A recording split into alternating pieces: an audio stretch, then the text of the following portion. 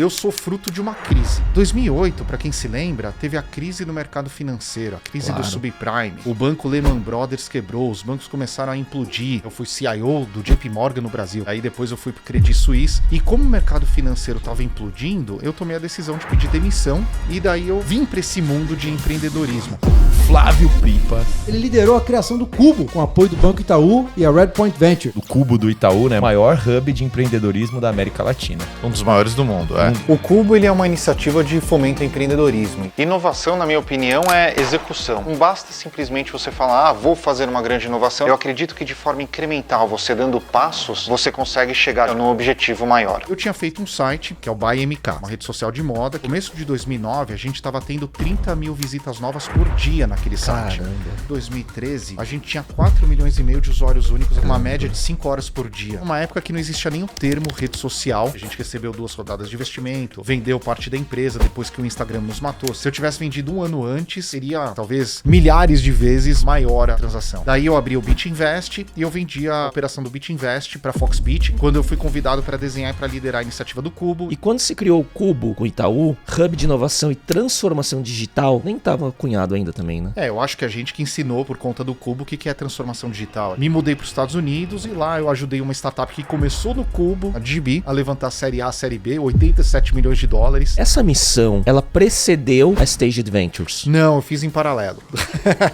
Uma das preocupações que eu tive quando me mudei para os Estados Unidos era perder esse chapéu de investidor. Eu brinco que eu fiz rede social antes de existir rede social, eu mexi com Bitcoin antes de ser comentado pelas pessoas, eu fiz um ambiente de empreendedorismo que é o Cubo antes de ficar no hype, as pessoas querendo fazer hubs de inovação. Então assim, tava sempre um passo à frente daquilo que tá acontecendo no mercado. O Flávio Pripas é um dos principais protagonistas na formação do ecossistema de startups de tecnologia no Brasil. Além de empreendedor serial, ele projetou, liderou e foi membro do conselho do Cubo, o hub de fomento às startups de tecnologia mais importante da América Latina. Atualmente, ele é General Partner da Staged Ventures e sócio do Experience Club US. Conversamos sobre a sua trajetória como empreendedor, seus aprendizados liderando o Cubo e tendo contato com milhares de startups, seus novos negócios nos Estados Unidos e muito mais. Oi pessoal, a gente está chegando no final do ano e no final de mais uma temporada no Talks by Léo. E nessa época é comum a gente pensar em presentear as pessoas queridas e sempre surge aquela dúvida do que comprar para agradar, ser útil, versátil e não ficar guardado no fundo de um armário. E a minha dica de presente útil e versátil são as roupas da Insider, que é uma marca que já faz parte do meu dia a dia. Em especial, eu destaco a Tech T-Shirt por conta da sua versatilidade. Eu uso para trabalhar, fazer reuniões, participar de eventos, apresentar o podcast e por aí vai. E de verdade, só usando para ver a qualidade, pois o tecido não precisa passar, não desbota, é leve e tem um conforto térmico incrível. E para ajudar, a Insider fez uma parceria com o Talks by Léo e criou o cupom LEOCUBA12, que dá 12% de desconto para a Tech T-Shirt e para todos os produtos do site. Para facilitar, use o QR Code que está aqui na tela ou clica no link na descrição do episódio. Flávio, muito obrigado pela presença e que prazer te reencontrar depois de tanto tempo, né? Obrigado Léo, é um prazer. A gente se conhece há muito tempo já. E eu lembro que a gente falou a primeira vez, sei que tem os dados aí, você vai me lembrar tudo. Mas é sempre muito legal estar com você. Você sabe que eu fui puxar os dados, né, para lembrar do nosso primeiro contato. E eu tinha lembrado de BR New Tech final de 2010, mas antes da gente começar a gravar, você falou de bate-papo de e-commerce, quer dizer, é de antes então, né? É de antes, eu tô nesse mundo desde 2008, eu acho que a gente deve ter se conhecido lá por 2009, começo de 2010, já faz algum tempinho já. E de podcast, né, é muito legal porque, sabe que eu tava revendo a tua trajetória e no seu LinkedIn você fala muito, para cada iniciativa empreendedora, você fala, before tal coisa was cool. Uhum. Isto é, você sempre teve na crista da onda da inovação nos empreendimentos que você foi criando, né? E minha trajetória como podcaster, né, principalmente, eu comecei com o Mandarin em 2010, ela foi acompanhando os seus primeiros negócios. Então eu fui vendo aqui Mandarin na 13, dia 28 de março de 2011, BuyMK, na PTO de contato. Uau! Mandarin na 67, 4 de setembro de 2014, BitInvest na Livraria Cultura. E depois, a gente celebrou, eu e Miguel, a gente celebrou o Mandarin na 100 em 2015 no Cubo. Naquele evento, acho que você lembra disso. Lembro. Que legal. Então a gente foi acompanhando essa trajetória, de certa forma, né? Não, e é incrível, né? Porque assim, até esse formato, ele não existia naquela época, quando a gente começou, 2010, 2011, 2012, a gente não... Acho que nem a palavra podcast as pessoas usavam. Exato. A gente fazia outra coisa. E é muito legal quando você é pioneiro no mercado, porque no final das contas você acaba moldando o mercado. Aquilo que o mercado é hoje é algo que a gente contribuiu, nem que foi uma sementinha lá atrás. E você passou muito por isso nos seus negócios, né? E aí quem quiser olhar a trajetória do Flávio, é só puxar lá 2010, 2014, como eu falei, 2011. Mas para quem não te conhece, dá um resuminho de antes de empreender e a gente vai falar um pouco do que veio depois. Bom, eu sou nerd. Vamos nos pré-qualificar assim. Eu sou programador praticamente desde que eu nasci. Meu pai era programador, então eu aprendi a programar com ele. Eu lembro que num TK-82, não sei nem se você tem a imagem, o que é isso, TK-82, TK-85. Teclado chiclete. Isso, exato. Chegava a comprar aqueles livros lá de programação e ficava copiando o código lá em Basic para ver se rodava e nunca rodava direito. Mas eu gosto disso. Até hoje eu sou programador. Hoje eu faço programação como mindfulness. Assim, a minha meditação é aprender uma linguagem de programação nova. E eu sou bem técnico. Eu comecei minha carreira numa empresa brasileira pequena, que foi comprada por uma empresa americana. A empresa americana foi comprada por um banco. Eu virei diretor de tecnologia desse banco lá em 2005 até 2008. 2008 fui para um outro banco. E quando você vira diretor de tecnologia, você para de programar. Nem falava CTO, né? Não, falava CIO na época. CTO não, mas CIO. Sim. CIO, eu era CIO, Chief Information Officer. É bonito, né? Chique. Mas CTO não, porque daí acho que foi se moldando ao longo do tempo. Mas quando você vira diretor de tecnologia, principalmente no banco, você para de programar, e eu queria programar. E eu acabei fazendo um site de final de semana e à noite que cresceu de forma orgânica. E 2008, para quem se lembra, teve a crise do mercado financeiro, a crise do subprime. O banco Lehman Brothers quebrou, os bancos começaram a implodir. E eu tinha feito um site, hoje para minha ex-esposa, na época era esposa, que de repente estava crescendo de forma totalmente orgânica. Eu coloquei o site no ar, você vai lembrar dessa história, que é o BuyMK. Sim. Eu coloquei o site no ar em agosto de 2008. Começo de 2009, a gente estava tendo 30 mil visitas novas por dia naquele site. Caramba. E era uma rede social numa época que não existia nem o termo rede social, porque o termo rede social foi criado a gente começou a usar aqui no Brasil no final de 2009, quando o Facebook se consolidou um pouco mais no mercado brasileiro. Só que eu coloquei o site no ar em agosto de 2008. E uma rede social de nicho. Uma rede social de nicho, uma rede social de moda que eu tinha feito lá na época. E como o mercado financeiro estava implodindo, eu tomei a decisão de pedir demissão daquele cargo que eu tinha para me dedicar para aquele site. Você viu que eu chamo de site, de projeto, empresa, não é startup. Sim. A gente nem usava, não é produto, a gente não usava esses termos. Sim. Aí eu simplesmente eu falei, putz, se ele está atraindo 30 mil pessoas novas por dia agora no começo de 2009, de forma totalmente orgânica, eu devo ter contado lá no episódio 13 do Man in the Arena que eu gastei 30 ou 40 reais por mês para manter aquele site no ar. De hosting. Então, alguma coisa tá aí. E daí eu vim para esse mundo de empreendedorismo. Uma coisa que eu falo, Léo, que eu acho que é legal comentar, eu só tô falando com você hoje por conta da crise de 2008. Então, eu sou fruto de uma crise. Quando a gente tem crise, todo mundo pode repensar carreira, forma de trabalhar, tecnologias que estão usando, metodologias que estão sendo utilizadas, o dia a dia. E foi o que eu fiz lá em 2008 e também foi o que muita gente fez agora em 2020, quando a gente viveu uma crise global sanitária da Covid. Então, crise, por mais que ela impacte a nossa vida, são momentos muito importantes para que a gente possa repensar como fazer as coisas. Foi o que eu fiz lá em 2008 e hoje eu só estou falando com vocês por causa disso. E essa bifurcação de carreira que foi tão frutífera, né? Porque você teve lá a BuyMK, que foi objeto do nosso primeiro episódio de podcast juntos. Aliás, deixa eu fazer um disclaimer que era para eu ter feito na abertura do episódio, que a minha voz não tá tão boa, meio Pato Donald hoje, por conta de uma rouquidão. Depois de uma semana de evento lá na CCXP, enfim, tem uma história toda por trás disso, mas espero que esteja audível, ainda bem que eu não sou entrevistado é você.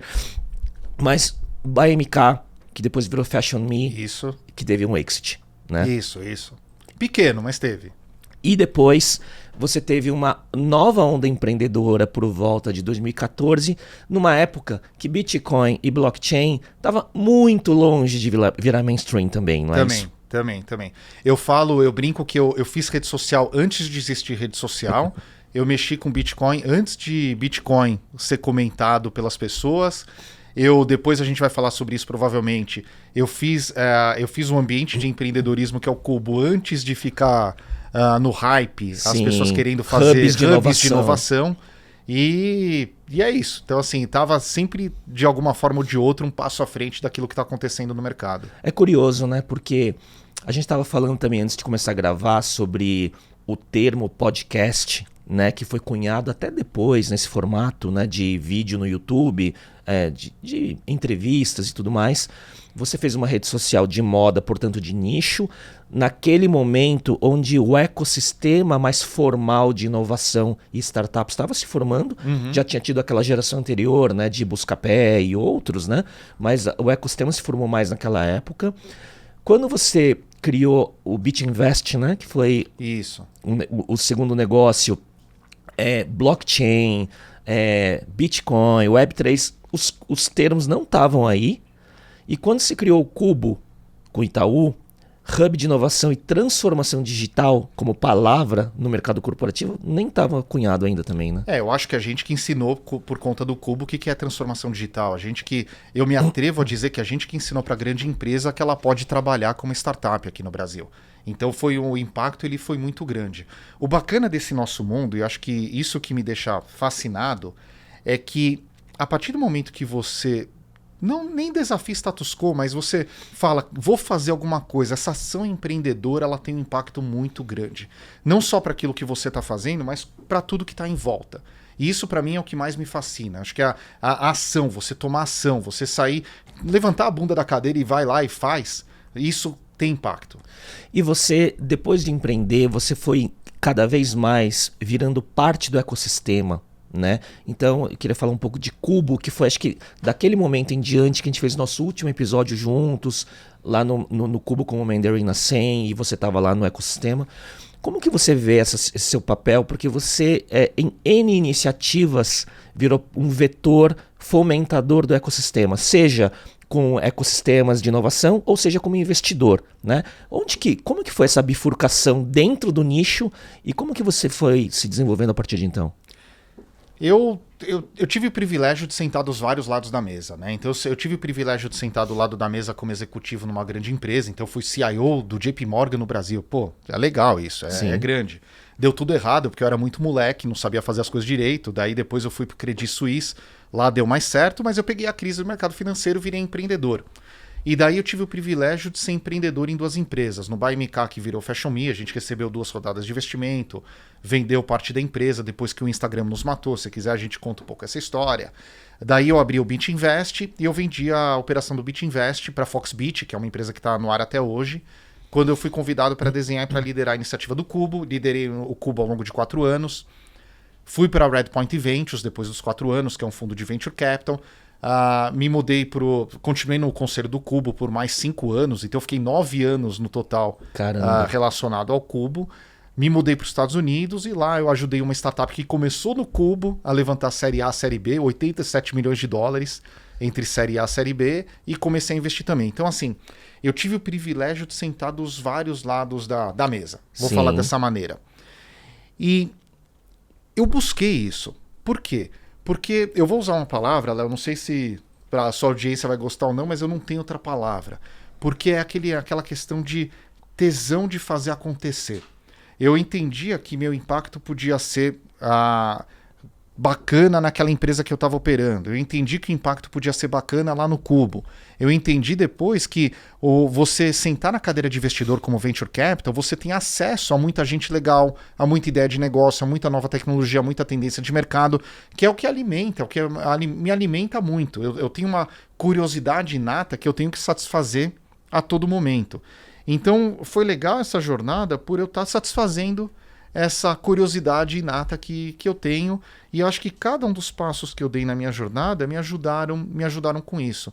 E não só isso, sem querer fazer falsa modéstia ou não, ao longo da trajetória, o impacto ele sempre foi positivo. A gente não comentou aqui, mas eu só fui convidado para desenhar e para liderar a iniciativa do Cubo no final de 2014, porque em 2010, eu, junto com a Bed, com o Marco, com o In, que você conhece todos, a gente organizou um meetup que é o BR New Tech, que foi um dos primeiros meetups dessa segunda geração de empreendedores, onde só se falava sobre startup, empreendedorismo, investimento, que a gente fez mais do que 100 edições. Então, assim, sempre eu tentei fazer foram coisas... mais de 100 edições? Foram mais de 100 edições. De 2010? De dezembro de 2010 até 2015, 2016, Nossa, 2017. é o tempo do Mandarina, praticamente. Sabe que hoje eu falei com o In, né? E ele passou lá na CCXP, a gente se fala com frequência. Eu falei, vou entrevistar o Flávio hoje. Ele falou, manda um abraço. Manda outro pro In. O cara é espetacular, super. Mas isso que é legal desse nosso mundo, que a gente conhece muita gente legal e muita gente com coração bom. Sim. Que faz o seu negócio, causa o seu impacto, mas também está interessado naquilo que a gente chama em inglês de give back, ou dar de volta de alguma forma. De ajudar. A gente, você me convidou para vir aqui conversar com você. É super legal conversar com você. E eu tenho certeza que a gente vai sair daqui talvez com alguma ideia, que a gente vai voltar daqui a 6 meses e vai fazer alguma coisa junto. Exato. E daqui a X tempos a gente vai fazer um novo update para ver as histórias que aconteceram nesse tempo, entendeu? Exato. Então, assim, esse mundo são pessoas que são muito abertas a criar e compartilhar valor. Não é só criar e extrair valor. É criar e compartilhar valor. E as trajetórias. E acho que isso é legal que você falou, porque as pessoas consistentes e com visão de longo prazo estão aí. Estão aí até hoje. E as pessoas se cruzam e tudo mais, né? Então, a trajetória ela é uma maratona, né? Como todo mundo. Mas não uma maratona de um negócio só, né? De uma jornada que você vai se cruzando ao longo do tempo, né? Vamos fazer uma retrospectiva? Eu tô nesse mundo há 15 anos já. Então, assim, há 15 anos é tempo pra caramba, que nem você também. Então, são há 15 anos onde... você falou uma palavra que eu vou até abrir um parênteses, reputação. Reputação acho que é um dos maiores ativos que a gente tem como ser humano. Então, se a gente faz as coisas direito, a gente vai somando nessa reputação. Exato. Se a gente faz uma coisa errada, acaba com a reputação inteira. Exato. Mas conforme a gente vai fazendo as coisas direito, a gente vai somando nessa reputação e isso abre portas. Abre portas, de novo, para a gente criar valor para nós mesmos e para a gente compartilhar valor com quem está em volta. Ô Flávio, tem muito repertório acumulado na sua trajetória. Eu queria pegar alguns trechos e tirar algumas curiosidades. Vamos lá. Você acha que o começo da sua trajetória empreendedora com o Buy MK Fashion Me e com o Bit Invest te ensinou sobre timing de mercado? Por que eu falo isso? Tem aquela palestra do Bill Gross, da Idea Lab no TED, que ele fala, a gente mapeou mais de 100 startups e tabulou entre alguns indicadores como time, funding, ideia, execução, timing. E a gente viu que entre os que deram certo e os que deram errado, timing foi o primeiro indicador mais repetido de fator de sucesso ou fracasso. Óbvio, depois time, ideia, execução e por aí vai, né? Você acha que Buy MK e Bit Invest foram... o tamanho do sucesso foi resultado do timing talvez um pouco antecipado? A minha análise é que Bit Invest, eu não tenho dúvida. Bit Invest foi 2014, 2015, 2016. Bitcoin começou a acontecer em 2017. Então, Bit Invest eu não tenho dúvida. Buy MK eu acho que foi execução. Eu olhando para trás, a gente errou muito na execução. A gente estava num mercado que a gente não entendia, a gente estava fazendo muita coisa que a gente nem gostava no dia a dia de fazer. Então, se pegar eu e o Renato, que você conheceu também, meu ex-sócio, cara é espetacular. Sim. A gente olhando no retrovisor, a gente pecou bastante na execução. E a gente, às vezes... Primeiro negócio, né? É o primeiro negócio e às vezes a gente não... hoje eu reconheço, na época a gente recusou investimento de investidores super qualificados hoje do ecossistema brasileiro. Se a gente tivesse seguido a opinião que eles deram, que um deles deu em particular, talvez a gente tivesse muito mais sucesso. Então assim, o Buy MK eu considero que foi execução. E Bit Invest e timing, eu não tenho dúvida. E que você falou era Instagram, que você acha que matou a tua... Ajudou também a colocar uma pá de cal? Matou. Na época, para você ter uma ideia, a gente começou em agosto de 2008, começo de 2009 a gente tinha 30 mil visitas novas por dia, 500 mil de pessoas por mês, é gente pra caramba. Quando chegou em maio de 2013, a gente tinha 4,5 milhões de usuários únicos acessando o site, com uma média de 5 horas por dia no site. Você vê que eu falo site, não falo app. O que aconteceu em maio de 2013? O Instagram chega no Brasil e começa a crescer muito rápido. E você lembra aquela história? Putz, tem uma rede social de foto, tem um brasileiro cofundador. Era essa história, né? Era essa que história. A gente falava. Só que aconteceu com o nosso site, que a gente não antecipou essa mudança tão intensa Pra mobile, para um app. Dos 4,5 milhões em maio de 2013, em junho foi para 400 mil. Nossa senhora. Em julho foi para 40 mil. Então, assim, o Instagram nos matou em 2 meses. É um exponencial ao contrário, né? É uma exponencial ao contrário. O Instagram nos matou em 2 meses. Nós éramos uma rede social de moda. A gente tinha discussão de moda. A gente tinha milhões de pessoas passando 5 horas por dia daquele site. Simplesmente em 2, 3 meses, essas pessoas sumiram do nosso site, migraram para um outro tipo de device, para um outro tipo de comportamento, para um outro tipo de discussão. Então foi muito rápido. Tanto que eu uso esse exemplo para falar que inovação disruptiva é como se fosse uma tsunami. Quando você está no oceano, você não tem muita visão do que está acontecendo, porque você está nadando naquele oceano, tem tanta coisa para você ver, que você fica imerso naquilo. Mas quando você volta para a Terra está destruída, porque você não viu que aquele tsunami passou por baixo de você. Que legal essa ideia. Então, assim, e foi o que aconteceu com a gente. Tanto que a gente vendeu o Buy Me Car Fashion Me, a gente não vendeu, a gente vendeu o espólio, aquilo que sobrou. Se eu tivesse vendido 1 ano antes, mas seria centenas, talvez milhares de vezes maior a transação. E você acha que essa clareza dessa análise que você fez, você acha que isso ela foi se amadurecendo com o tempo? Ou você já tinha essa clareza lá, sei lá, 5 anos atrás, 6 anos atrás? Porque sabe o que eu percebo? Quanto mais repertório eu ganho, mais clareza eu tenho de algumas coisas que eu fiz de errado no passado, sabe? Mas eu não tenho dúvida. E eu falo com mais tranquilidade também sobre o passado. Eu não tenho dúvida. Eu consigo falar isso hoje porque passou quantos anos? 6, 7, 8 anos que aconteceu isso. E centenas de empresas que você viu também. Centenas de empresas que eu vi, centenas de modelos de negócios, livros que eu li, pessoas que eu conversei, podcasts que eu ouvi. Então, assim, é muito mais fácil você olhar para trás. Mas sabe o que eu acho legal também, Léo? Uma coisa que eu falo para empreendedores que estão começando sua jornada. Ou mesmo estudantes que estão ainda na faculdade. Eu quero empreender. Eu falo, olha, você tem que ter... Quanto mais bagagem você tiver, melhor. Porque quanto mais bagagem você tiver, você vai pegar aquilo, você vai misturar de alguma forma e vai fazer alguma coisa que pode dar certo, pode dar errado. Se der errado, vai virar mais bagagem para depois o negócio dar certo. Então, assim, agora que a gente está ficando com mais cabelo branco, a gente vê que realmente esse negócio de bagagem é algo que faz muita diferença. Sim. Meu pai falava isso para mim, eu achava uma besteira. Mas agora eu tô me colocando um pouco na posição dele. E é um fato. E um momento que é curioso também, que acho que a referência da longevidade da carreira mudou, né? Eu acho que a gente está numa fase ainda com acúmulo de repertório e com uma sensação de uma estrada longa ainda. Você tem essa sensação? Eu só tô começando, e você? Eu também. Mas eu tenho certeza que eu só tô começando. Assim, com certeza. Eu sou inquieto no nível que eu quero fazer coisa diferente. Eu quero causar impacto.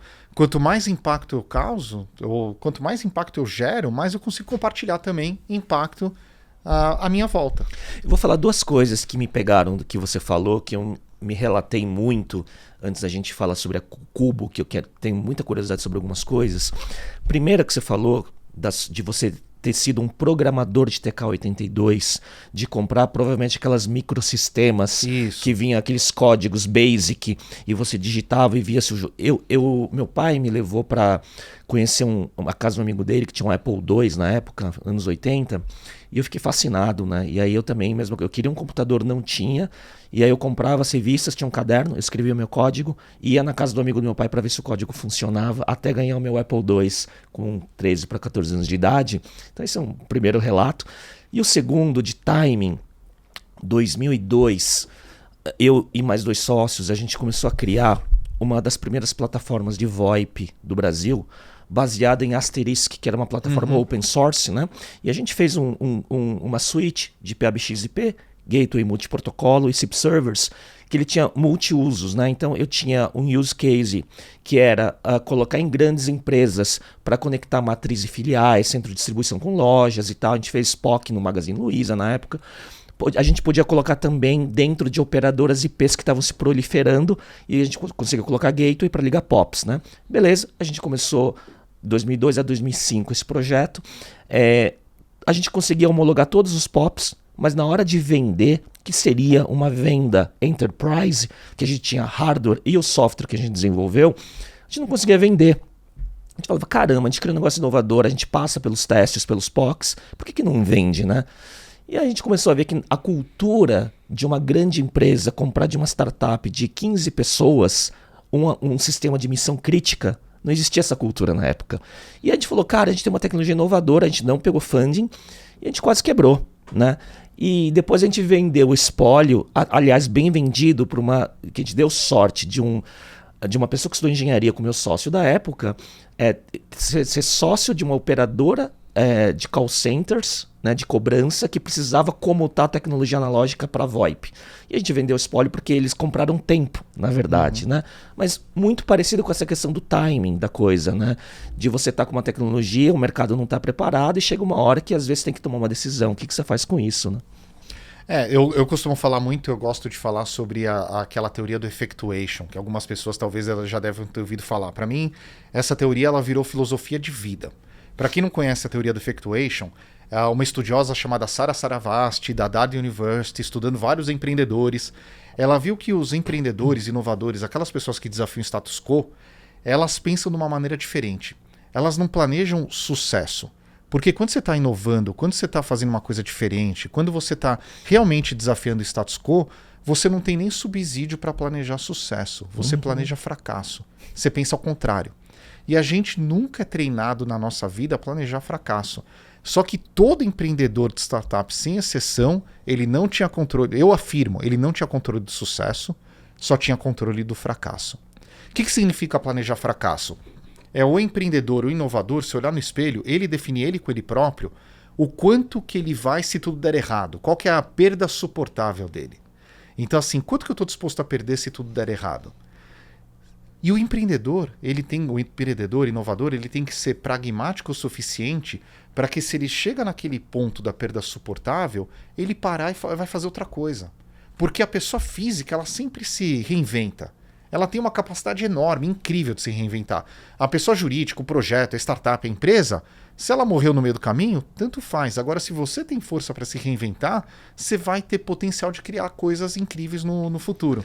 E esse é um conceito que eu acho incrível. Só para ficar no effectuation, para fechar o negócio, perda suportável, primeiro pilar. O segundo pilar, o futuro imprevisível. Futuro imprevisível, você tem que testar a possibilidade, como você tem que testar a possibilidade através de parcerias. Se você for ver, o Eric Rice pegou isso daí e reempacotou naquele tal do Lean Startup, Startup enxuta. É exatamente sem pôr nem tirar. Com outro storytelling. Com outro storytelling que vendeu muito mais livro do que a Sara Saravasti. Mas para mim, filosofia de vida. É perda suportável. Então, por exemplo, eu quando eu estava fazendo Buy MK, o BitInvest, até o Cubo foi um projeto de risco. Não foi um projeto fácil de se fazer. Não estava formado. Não estava formado, tinha nada.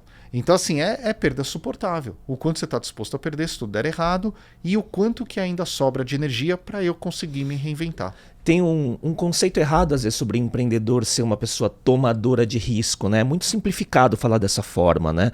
Porque o risco ele pode ser um risco irresponsável, né? Se passar desse ponto, não é? Exato.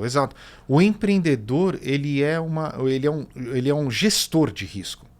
Ele está fazendo a gestão do risco que ele arbitrando, tem, né? Arbitrando com aquele empreendimento que ele está fazendo. Arbitrando é um bom termo, porque ele está arbitrando o custo de oportunidade que ele tem de talvez estar fazendo uma outra coisa para apostar numa determinada ideia, num determinado negócio, num determinado produto.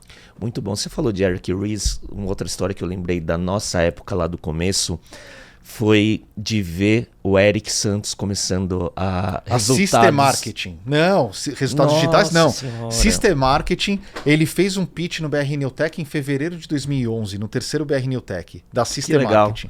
Que legal. Você sabe que eu estava no RD Summit, que foi aqui em São Paulo, né? Essa edição desse ano. Foi a maior RD Summit deles, moveram de Floripa para cá e tal. E eles me convidaram para fazer um episódio do podcast lá dentro e tudo mais. E a gente sempre, quando eu falo com o Eric, ele veio aqui também, gravou um episódio aqui de 2h30 nesse ano. E o Eric não vai muito para podcast. E quando ele veio esse ano aqui, eu vi que ele foi muito intencional em falar toda a trajetória e os aprendizados pós-exit, sabe? Mas o ponto É que lembrando lá atrás, quando ele estava estudando Lean Startup, ele tinha lá o manual das startups, que era um blog, System Marketing, depois resultados digitais. Eu já contei umas 10 essa história aqui no podcast. Uma vez, ele era meu fornecedor quando ele tinha a Praesto, que era uma produtora de apps mobile, né? Ele fornecia apps em Cuba. E a gente tomou um café um dia aqui no Shopping Morumbi, 2010 mais ou menos, e falou, cara, eu tô pensando em fazer o que a HubSpot está fazendo lá fora, um sistema de automação de marketing digital para SMB, para PMS. O que você acha? Eu falei, cara, acho que o mercado não está formado aqui, educado para isso. Errado, né? Porque acho que ele conseguiu executar, porque eles educaram o mercado. Mas ele teve que educar o mercado. Não, ele foi bandeirante total nesse modelo, né? E a gente, quando olha para trás, assim, vê tantas histórias como essa, é muito legal, assim, sabe? Não, é muito legal. Você pega até o próprio BR Newtek, você pega empreendedores que, assim, criaram empresas incríveis. Você pega o Eric, que era System Marketing, virou RD. Nossa, eu não lembrava de System Marketing. Você pega o Thiago, que era Solidarium e virou Olist. Você pega, assim, várias histórias assim que passaram, que a gente conhece e que a gente acompanhou a jornada. E sabe o que é legal? Todos eles têm essa consciência de criação e compartilhar valor. Criar valor e compartilhar valor. E isso eu acho absolutamente incrível. O que vai fazer o nosso ambiente de negócio mudar de patamar é essa questão dos empreendedores criarem valor e compartilhar valor. Nenhum empreendedor que você converse, você conversou com muitos, vai falar, eu quero tudo só para mim. Isso não existe. Todo mundo está aqui, a pessoa só vai estar sentada aqui conversando com você se ela quer compartilhar valor de alguma forma. E muita gente tem a visão errada quando a gente simplifica empreendedorismo nos empreendedores heróis da vida, né? Então, os Zuckerbergs da vida, o Elon Musk e tal, como se fosse um super-herói que cria sozinho, e não é bem isso, né? Muito pelo contrário, é impossível criar sozinho. Você não atinge escala fazendo sozinho. Você tem que ter muita gente do seu lado para conseguir executar aquilo. E é difícil. Agora, o que é sozinho? Quando você é fundador de uma startup, tem muitos momentos ou muitas decisões que são solitárias. Então esse é algo importante, que a gente fala bem entre os founders. Um dos motivos que os empreendedores eles são muito dispostos a compartilhar com outros, founder com founder, é por causa dessa solidão, eu acho. São momentos onde é uma jornada, é uma montanha-russa, todo dia. Tem dia, você já passou por isso, eu tenho certeza. Claro. Tem dia que parece que você vai dominar o mercado e parece que você vai falir ao mesmo tempo. Montanha-russa. Montanha-russa. Então você tem que compartilhar com alguém. E é difícil você compartilhar com alguém que não vivenciou aquilo de uma forma similar com a que você vivenciou. Sim. E quando você começa o Cubo, naquele momento, foi um acelerador de repertório, que você deve ter visto tanta história, né? E não só como operacionalizar o Cubo como espaço, porque o espaço não é que é de menos, mas você construiu uma comunidade lá. O espaço foi a ferramenta. Exato, exato. E você construiu uma comunidade, e eu ouvindo cada vez mais de você, como se você fosse o guru, o mestre dos magos lá, de tanta gente, né? Você viu muita história lá, né? De sucesso e de fracasso, né? Foi muita história. Eu fiz uma conta de guardanapo mesmo. Quantas empresas que eu devo ter conversado nesses últimos 15 anos? Foram cerca de 8 mil empresas. Caramba, é muita coisa. Não é VDEC, é conversar. Não, conversar. Só no Cubo foram 6 mil. Assim, ao longo do tempo. Conversar, seja em pitch, seja em reunião. Eu lembro que nos primeiros anos do Cubo, a minha primeira reunião era 6h30 da manhã e a última era 9h30 da noite. E eu marcava a reunião 6h30 da manhã e a pessoa falava, Flávio, acho que você mandou o invite errado. Você está marcando reunião 6h30 da manhã? Não mandei errado. É sério. Se você não puder às 6h30 da manhã, eu só posso daqui a 3, 4 meses falar com você. Nossa. Porque a minha média eram 14 reuniões por dia no Cubo. Tinha dias que eram 19, essa era a média. Então, assim, foi muito intenso. Por que eu estava fazendo isso? Porque da mesma forma foi intencional. Foi intencional para educar mercado. O impacto que o Cubo teve no mercado foi que a gente educou muitas coisas no mercado. Uma delas, a gente já falou aqui, e eu me atrevo a dizer, a gente ensinou para uma grande empresa o que é uma startup. O que é trabalhar com uma startup. Tem muita empresa que ainda não aprendeu, tá? Várias já aprenderam. Mas o Cubo ele foi pioneiro em ensinar uma grande empresa o que é inovação, o que é startup, o que é desenvolvimento ágil, né? o que é Open Innovation, o que é trabalhar com startup, o que é ter pensamento um pouco mais ágil. Tem 3 palavras que eu uso para qualificar uma startup: escala, velocidade e execução. A grande empresa tem escala, tem execução, não tem velocidade. Por que uma grande empresa tem que ter mais velocidade? E ao mesmo tempo, o Cubo ele foi uma ferramenta de educação para as startups também. Como ter governança, como fazer um contrato um pouco mais formal, como se estruturar para poder atender uma grande empresa, como se estruturar para ter uma máquina de vendas, como se estruturar para ter uma máquina de comunicação. Então, assim, foi muita coisa que aconteceu lá em volta e a gente acabava sendo o pivô de todo esse processo. E tudo primeira vez, né? E tudo primeira vez. A gente já tinha um pouco de bagagem. Então, assim, o Cubo começou... Eu comecei o projeto eu lembro a data exatamente. Foi no dia 10 de novembro de 2014. O Cubo abriu as portas no dia 15 de setembro de 2015.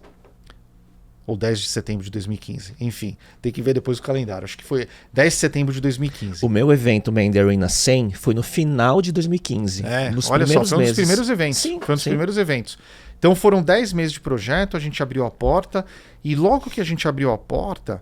Foi intencional criar lá um centro de densidade onde a gente só estava discutindo essa questão de governança, investimento, como fazer negócio, como não fazer negócio, como desenhar seu business model melhor, e isso gerou muito valor para todo mundo. Cara, e como você organizava tanta informação que te chegava, assim? Você criou seu método de como você catalogava, aprendia, ou a coisa foi acontecendo e você foi indo? Eu tive que me treinar. Eu falei aqui no começo que eu sou nerd, programador. Eu não sou bom com pessoas. E eu tive que me treinar a ser bom com pessoas de alguma forma. Assim, conversar com você há 10 anos atrás, para mim não era uma coisa que eu ia conseguir fazer. Não era uma coisa natural. Dar uma palestra, para mim, não era uma coisa natural. Então essa foi uma coisa que eu tive que me treinar. Eu tive que treinar a saber quem era quem, qual que era o objetivo daquela reunião, como que eu gerava valor. E eu criei uma técnica na época do Cubo. Que eu mantenho até hoje em alguns momentos, que é uma técnica de gestão de agenda. Então hoje a minha agenda, desde isso, na época do Cubo eu tive que fazer, porque senão era impossível. Hoje o que está na minha agenda eu faço. Então assim, não está na agenda eu não vou fazer. Está na agenda eu faço. E é uma técnica que eu mantenho até hoje porque me mantém organizado. No Cubo eu tentava fazer inbox 0. No Cubo eu não conseguia, eu ficava cerca de 4 semanas atrasado. Hoje eu consigo. Então assim, inbox 0 significa responder tudo para todo mundo. Limpar a caixa. Acho que todo mundo que me conhece sabe que vai ter uma resposta. Às vezes demora um pouco, mas vai ter a resposta. Qualquer mensagem que as pessoas me mandam sempre teve resposta. Então eu tive essa questão.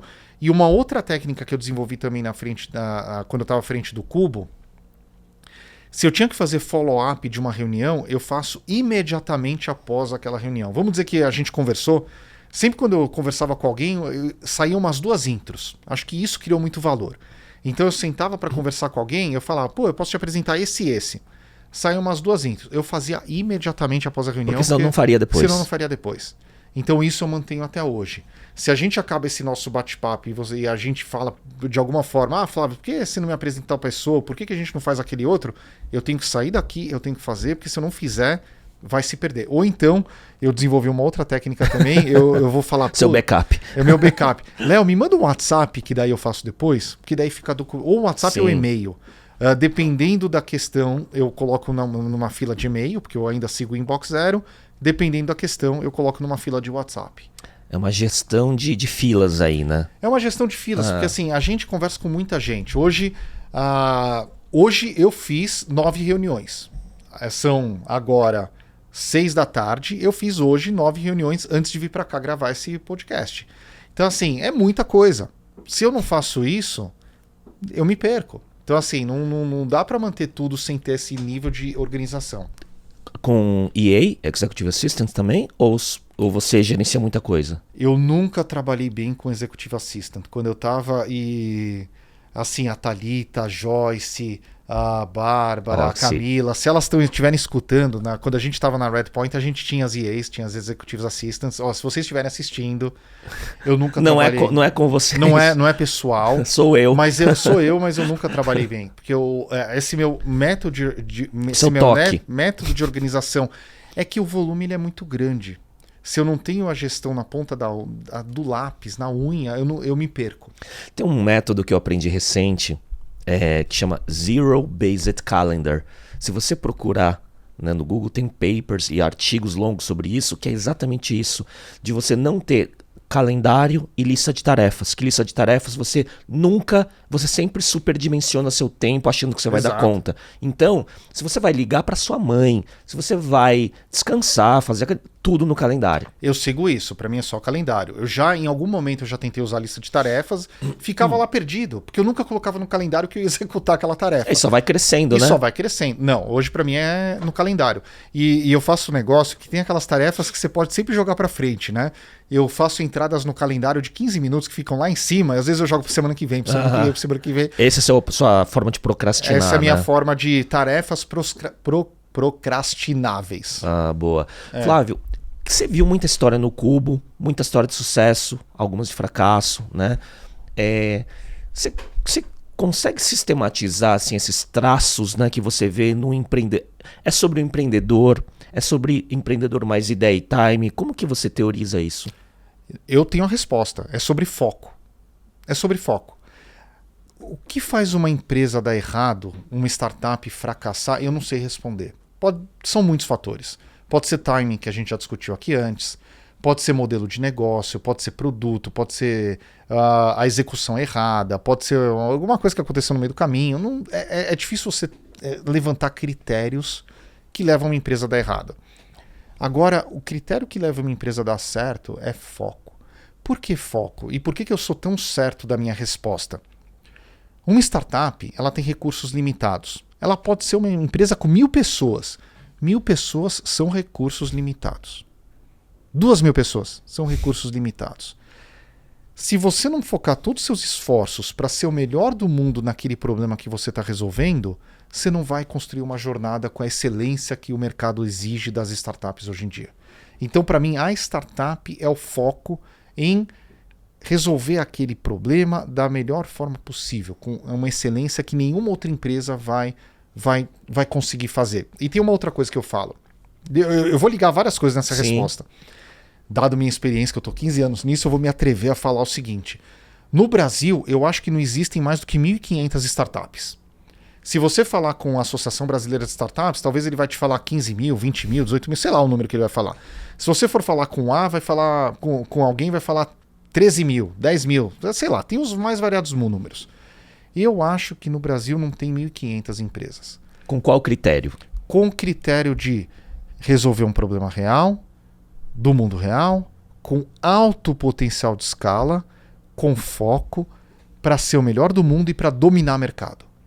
A startup não está jogando esse jogo para market share, está jogando esse jogo para dominar o mercado. Eu brinco que daqui a 50 anos ou daqui a 500 só vai ter um varejista no mundo, chamado Amazon. Eu brinco que só daqui a 50 anos ou daqui a 500 só vai ter uma empresa de produto no mundo, chamada Apple. Eu brinco que daqui a 50 anos, daqui a 500 anos, só vai ter uma empresa de informação no mundo, chamada Google. É brincadeira. Tem até aquele livro do Scott Galloway, né, The Four, que fala da Apple, da Amazon, do Facebook e do Google. Sim. Que é um bom livro, aliás, que eu recomendo. Mas eu faço essa brincadeira, mas independente dessa brincadeira, eu uso essa brincadeira para voltar para o empreendedor e falar: a cabeça do Jeff Bezos não é de market share. A Amazon não quer market share, a Amazon quer dominar o mercado. Se isso vai ser bom ou não para a humanidade é outra discussão. A gente pode gravar um podcast só para falar sobre isso.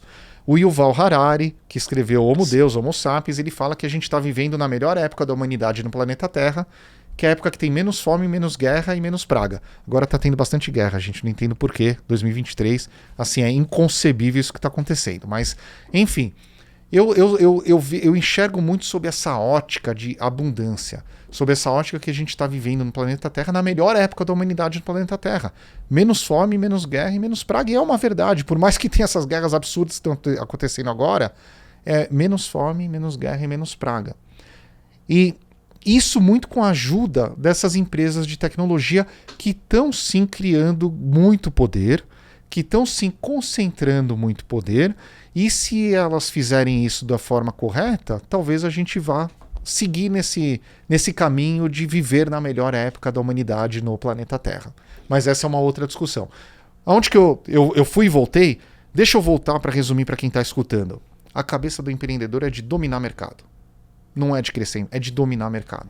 E se ele tem essa ambição, com muito foco, ele consegue chegar mais perto dessa visão. E nesse repertório de 6.000, 8.000 empresas que você teve contato, founders, empreendedores que você teve contato direto, foi unânime isso. Quando você viu o foco e os elementos adjacentes lá, você viu o sucesso acontecendo. E o inverso também. Pessoas brilhantes, ideias boas, timing bom, funding, mas falta de foco, darem errado. Absolutamente. Absolutamente. Você falava isso? Falta foco. Falo isso há muito tempo. Eu vou contar até a história da DB. Eu acho que é uma história legal porque chega bem nisso. A DB, para quem não sabe, eu tô morando há 2 anos e alguns meses nos Estados Unidos. E quando eu cheguei nos Estados Unidos, eu me mudei. Eu vou contar só um parênteses aqui. Eu fui para os Estados Unidos, eu tinha 18 oportunidades diferentes para fazer nos Estados Unidos. E daí o Paulo Veras, que todo mundo deve conhecer, o primeiro unicórnio do Brasil, fundador da 99, ele me mandou um WhatsApp e falou: Flávio, o Rodrigo da DB tá aí, o fundador, o CEO.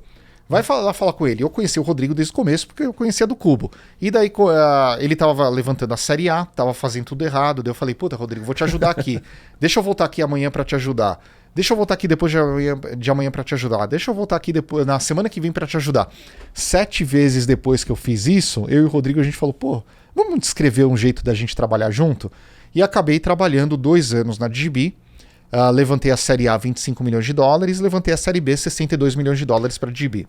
Para eles expandirem lá nos fora. Estados Unidos. Nos Estados Unidos. Assim, a grana para entrar no mercado americano. Só que a primeira vez que eu falei com a DB, os fundadores da DB trabalhavam numa empresa que estava no Cubo, na Zup, do Felipe Almeida, que você deve Zup Innovation. Zup Innovation. Sim, que ele tá com um podcast agora também, né? Isso, então. Be a Founder. Né? Cara super legal, super legal. Sim. E... Ele fez Hyper Island comigo. Ele da é primeira turma, assim, acho. cara, assim, coração incrível, o Felipe. Então, os fundadores da DB estavam trabalhando lá na Zup, e daí eles resolveram abrir a empresa, e a primeira pessoa que eles vieram falar da empresa, depois que eles já tinham desenvolvido alguma coisa lá no laboratório, lá na garagem, falar dessa maneira, foi comigo, no Cubo. Caramba. Porque eu fazia o processo de seleção do Cubo. Isso era 2017. 2017. Veio o Rodrigo, o Peter e o Vitor falar comigo, sentaram no café, eu recebia todo mundo no café lá do Cubo, e começaram a contar o que eles estão fazendo. Não, que a gente está desenvolvendo isso, está desenvolvendo aquilo, está desenvolvendo aquele outro, está desenvolvendo aquele outro, está fazendo aquele outro, blá, blá, blá. Deixei eles falar um pouquinho, eu tinha só meia hora, né, porque as minhas reuniões eram só de meia hora, daí eu falei: olha, gente, o que vocês estão fazendo, eu acho que não vai dar certo. Assim, não gostei. Vocês estão fazendo muita coisa, vocês estão tentando resolver muitos problemas ao mesmo tempo. Assim, cara, vai embora, vai fazer a lição de casa, volta daqui a 6 meses. Se dessas 10 coisas que vocês estão fazendo, vocês escolherem uma, talvez eu escute melhor o que vocês estão querendo resolver. Volta daqui a 6 meses, porque assim, não faz sentido. Mas não faz sentido. Assim, você não tem foco. Você não tá sabendo exatamente qual que é o problema do mundo que você quer resolver. Você tá querendo abraçar tudo ao mesmo tempo. Não gostei, vai embora. E que deve ser o feedback que você deve ter passado para muita gente. Pra muita gente. E todo Só que mundo eles ouviram. E todo mundo sai me xingando.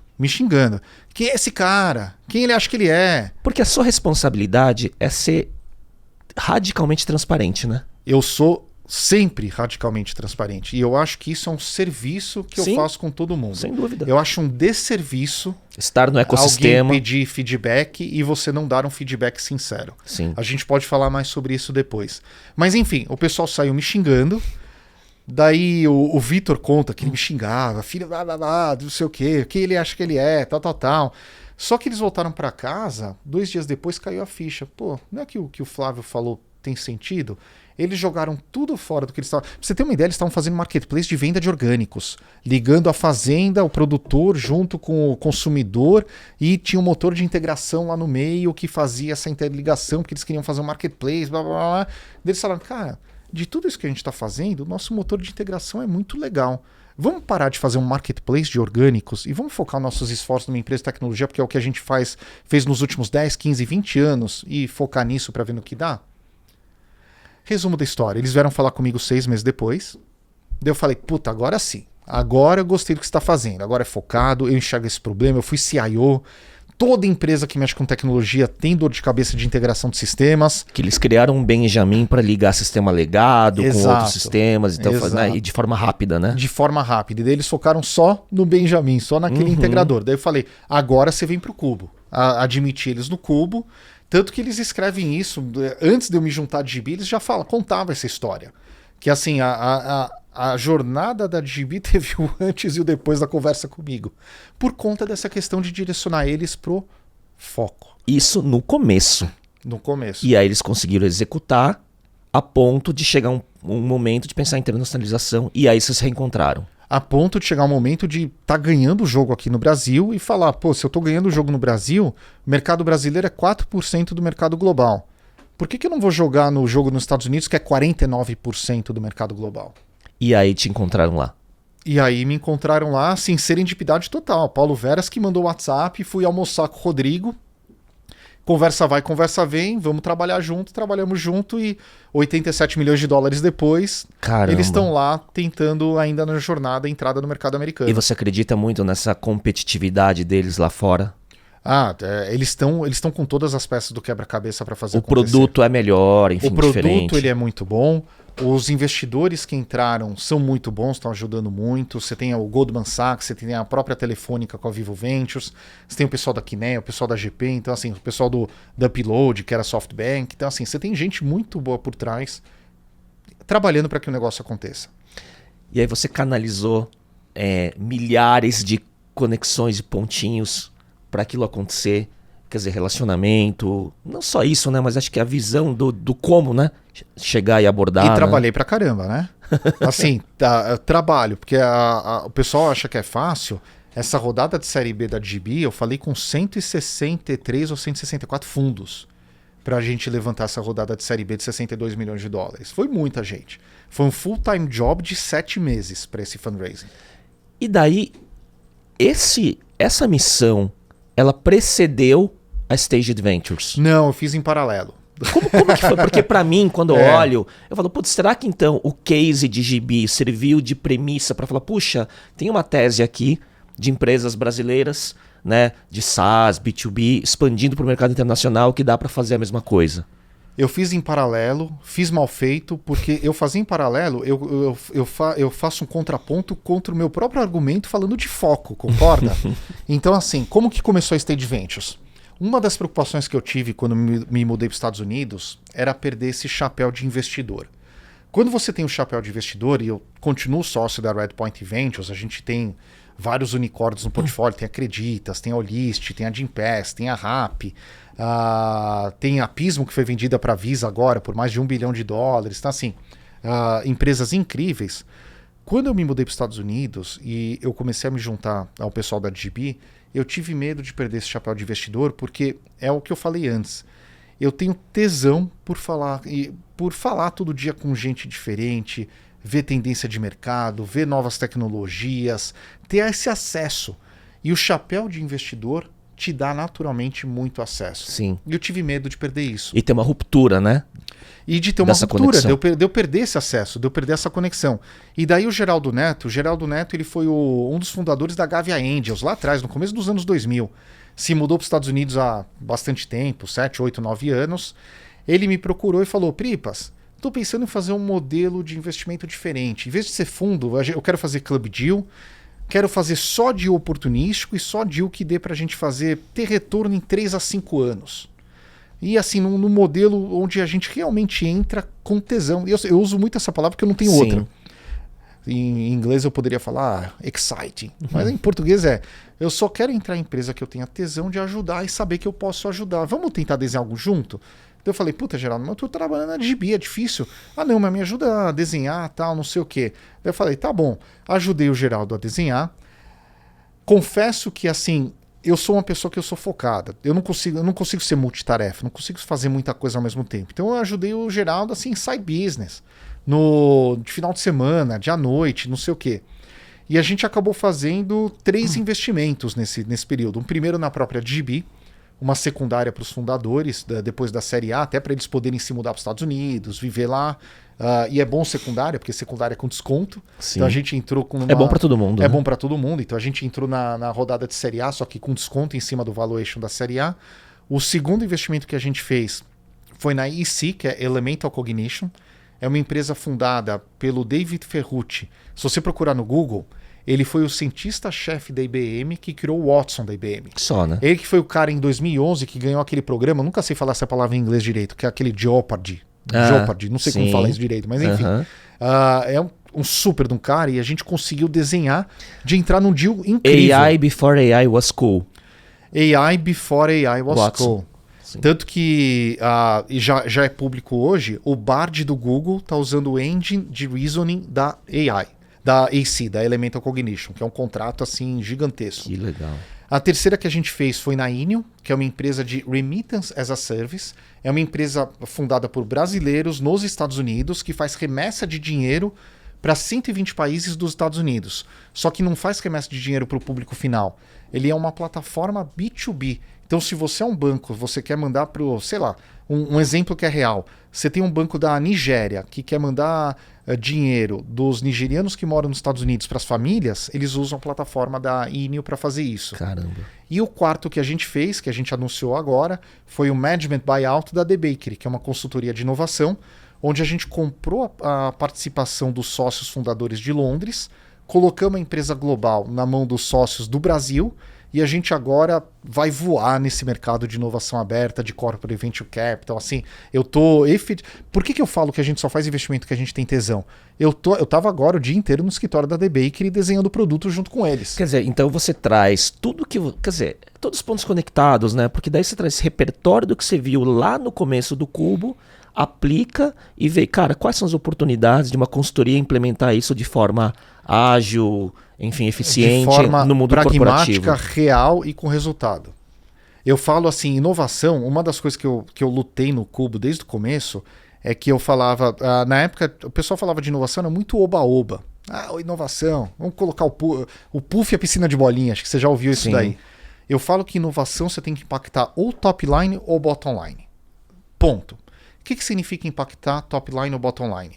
Significa trazer mais receita para a empresa ou significa economia de custo? De alguma forma. Então, assim, inovação tem que impactar top line ou bottom line. Se não impacta top line e bottom line, você quer fazer filantropia? Ok, faça filantropia, faça caridade, mas entenda que é caridade. Mas impacta top line ou bottom line numa forma de você aferir diferente do corp as is. Exato. E que pode ser, na verdade, pode significar o futuro da empresa. Sim. Porque se não fizer, a empresa vai ficar para trás. Então, assim, tem que ser projeto que vai impactar o top line ou bottom line e pensando como que eu reinvento aquilo que eu estou fazendo hoje. Então, quer dizer, pelo que você falou várias coisas, porque eu pensei que a tese, olhando a Stage Adventures, estava muito em SaaS, B2B, produto com alta escalabilidade, mas o que você já falou, e brasileiros entrando nos Estados Unidos, que acho que eu li muito o caso da DigiBee, mas ela é um pouco mais ampla então, né? Quando você fala da The Bakery, que é uma consultoria, né? Você não está falando de uma plataforma, um produto específico. Exato. Né? A tese da Stage Ventures é, a gente vai fazer deals que a gente sabe que a gente pode ajudar e colocar aquela empresa num outro patamar para trazer muito retorno para os nossos investidores, muito retorno, completamente descolado, e a gente realmente fazer impacto no mercado.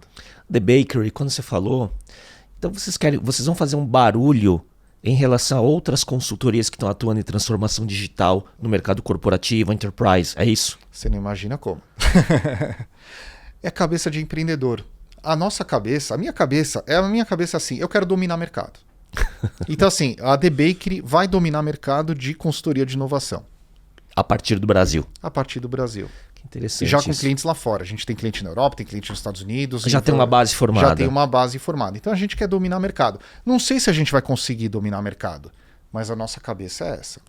Você sabe que a audiência tem empreendedores, eu vejo o Demographics, né? Então são empreendedores dos seus 30, 44, predominantemente masculino. Pô, já passei da audiência então, né? Pô, Passamos.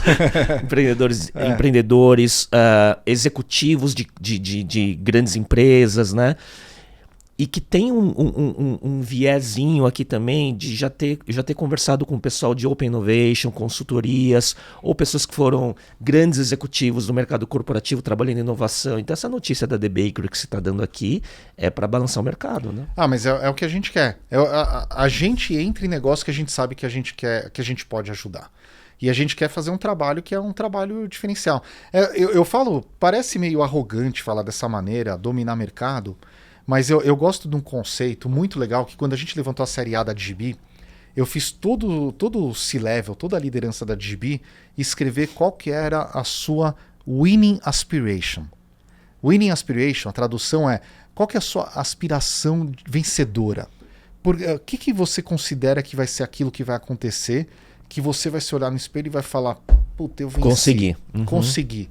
Sabe por que eu gosto disso? Porque é um exercício de introspecção que te move, te tira da cadeira. É muito legal quando você se olha no espelho e fala, puta, eu quero chegar naquele ponto. E escreve. Aliás, quem está assistindo a gente, se olha no espelho, fica meia hora, 1 hora, 2 horas, 10 horas, tanto faz. O tempo que você quiser. Escreve no papel qual que é a sua winning aspiration. Qual que é a sua aspiração vencedora. O que vai fazer você se olhar no espelho e falar, puta, eu venci. Não precisa ser fim, tá? Porque eu acho que a vida não tem fim. Sim. Mas é aquele milestone, aquele projeto, aquela né? meta, aquele projeto, você vai falar, conquistei. E depois você faz a próxima. E quando você tem co-founders no mesmo negócio e todo mundo você buscando saber qual é a winning aspiration, tem que ser similar na altura, porque se a altura for diferente, pode em algum momento um ficar pelo caminho? Pode, isso acontece direto. E pela minha experiência fazendo esse tipo de exercício, na DGB não foi o primeiro lugar que eu fiz. Na DGB foi muito legal porque assim, a winning aspiration dos founders era diferente. Não era a mesma. Só que todas eram muito ambiciosas. Então, agora, todas altas. Todas altas. Uhum. Se você tivesse algum dos founders que não fosse tão alto quanto dos outros, provavelmente ele iria ficar pelo caminho. Eu entrevistei um empreendedor aqui uma vez, co-founder de uma fintech, que ele falou um exercício que fizeram lá com um mentor, que era, acho que o nome que ele deu era Time to Money. Quando que vocês enxergam liquidez na linha do tempo? E se essa linha do tempo fosse muito diferente, poderia ser um red flag ou um yellow flag, né? Para o conselho, para o investidor e tudo mais. É diferente, mas parecido, porque você começa a ver a coesão, né, da visão, né? Sabe que essa é uma discussão interessante, né? Porque eu mudo de opinião muito sobre esse assunto em particular. Hoje, minha opinião é que o dinheiro ele é consequência. Então, assim, vai ser consequência da jornada, de tudo que está acontecendo. Mas se você me perguntar isso na semana que vem, talvez eu vou mudar e vou falar, não, time to money é a melhor métrica para você analisar. Então, eu tenho um pouco de... Eu mudo de opinião em relação a isso. Mas eu gosto. Eu acho que é importante o empreendedor ele sonhar onde ele pode chegar. Porque se ele não fizer isso, quem que vai fazer isso por ele? Mas você também falou uma coisa da secundária da DGB, por exemplo, de dar um pouco de liquidez para os founders, porque houve um tempo, mais lá atrás, né, que parecia que você tinha que segurar a liquidez do empreendedor e alguns cansavam, né? Eu acredito que o founder ele tem que ter vamos lá, pirâmide de Maslow, as necessidades básicas satisfeitas. Se o founder não tem a casa, as contas pagas, os filhos na escola, se ele não pode sair de final de semana e ir no restaurante, viajar 1, 2 vezes por ano para limpar a cabeça, ele não vai estar com toda a energia que ele precisa despender para o negócio dele. Uma hora vai burnoutar, né? Uma hora vai dar errado. Então, assim, o que eu enxergo é que o founder da startup, uma vez que a startup começa a gerar frutos, começa a atrair investimento, ele tem que ter a pirâmide de Maslow satisfeita. Muito bom. Você acha que, você falou de alguns casos, né, de investimento acontecendo, a gente vê alguns cheques voltando, né, de uma forma um pouco mais robustas para algumas startups. Você acha que o inverno do venture capital, do private equity investindo nas startups em growth e tudo mais, acabou? o novo normal é diferente? Qual a sua análise? Eu acho que assim, o mercado funciona em ciclos. A gente teve um ciclo de irracionalidade em alguns cheques e alguns valuations, e agora está tendo um ciclo de depuração. E sabe o que vai acontecer daqui a 3 anos? A gente vai ter um outro ciclo de irracionalidade e depois vai ter depuração. Sabe o que vai acontecer daqui a 7, 8, 9, 10 anos? O outro ciclo de irracionalidade e depois depuração. Quem conhece o mercado e quem está nisso há algum tempo sabe que é cíclico. Agora eu vou colocar no chapéu de investidor. O investidor que não soube aproveitar esse momento, ou então mesmo a grande empresa que não soube aproveitar esse momento para comprar, para investir, ele não sabe o que ele está fazendo no mercado. É a minha opinião. Porque o que acontece? São ciclos. Você tem que entender que inovação, investimento em inovação, o resultado não é em curto prazo. Você tem que olhar o longo prazo. Agora, uma coisa que é legal na Redpoint Ventures, a Redpoint Ventures, aliás, um negócio legal, foi reconhecido pela CB Insights, que é como o fundo de melhor retorno dos últimos 3 anos. E olha que a gente nem está operando mais, né? Cada sócio da Redpoint Ventures foi para um lado. Você tem o Romero, que foi lá fazer a headline junto com a XP, Sim. você tem o Anderson e o Manuel, que foram fazer com o Itaú, você tem o Rodrigo, que foi fazer o SoftBank, depois o Upload, e você tem eu, que estou agora na Stage Ventures. Mas foi reconhecido como o melhor retorno pela CB Insights. Na Redpoint Ventures, a gente tomou uma decisão consciente na época dos valuations irracionais, que a gente não ia escrever um cheque irracional. E a gente acertou muito. Quem puxou isso foi o Anderson, que eu lembro. O Anderson e o Romero, principalmente. Foi uma discussão muito grande que a gente teve ao longo de várias reuniões, se a gente ia entrar na festa ou não. Naquela fase de 2020, 2021? Naquela fase de 2020, principalmente. 2019, 2020, começo de 2021. E a gente decidiu que não, e foi uma decisão muito acertada. Caramba, sabedoria. Nem sabedoria, aposta. Foi uma aposta acertada. Eu acho que olhar no retrovisor e falar que sabedoria é fácil, na época não. Na época foi uma aposta, foi uma decisão. A gente poderia ter entrado. A gente decidiu, não vamos entrar. Ô Flávio, e esse chapéu de investidor, né, hoje com a Stage Ventures e tal, a tese de vocês é de vocês serem mais boutique, com poucos investimentos, que vocês apostam com esse tesão que você falou, ou vocês pensam em escala, você está com a agenda lotada, pensando em centenas, milhares de pitches para selecionar alguns, como é que tá isso? Não, a gente não vai fazer mais do que 3, 4 deals por ano. 2, 3, 4 deals por ano, porque a gente quer entrar em empresa que a gente consegue realmente atuar. Tá perto. E não é fundo. Eu primeiro vejo oportunidade e depois eu vou atrás dos LPs, dos investidores, para investir naquela oportunidade. É club deal. Então o nosso modelo hoje é identificar primeiro. É identificar primeiro, empresa que realmente a gente fala, essa empresa eu sei ajudar. Depois que a gente seleciona aquela empresa que a gente sabe ajudar, a gente desenha o deal, vai para os investidores, a gente capta a grana que tem que captar e daí entra na empresa e começa a outra ajudar. lógica, né? Porque você não tem aquela janela de tempo, de pressão, né? de um fundo, de você investir e aí eventualmente ter que fazer investimentos que você não faria se você pudesse esperar mais e tudo mais, né? E é outra lógica no sentido que a gente quer um retorno um pouco mais cedo. Eu não quero esperar 10 anos, eu quero esperar 3 a 5 anos para essa roda girar. Então isso é algo que a gente fala para os investidores dos nossos deals. Olha, são 3 a 5 anos, porque a gente quer fazer um negócio, quer fazer aquele negócio crescer muito naquele prazo e quer sair dando um retorno 20, 30, 40 vezes do seu cheque. Bem legal. Ou mais. Curioso.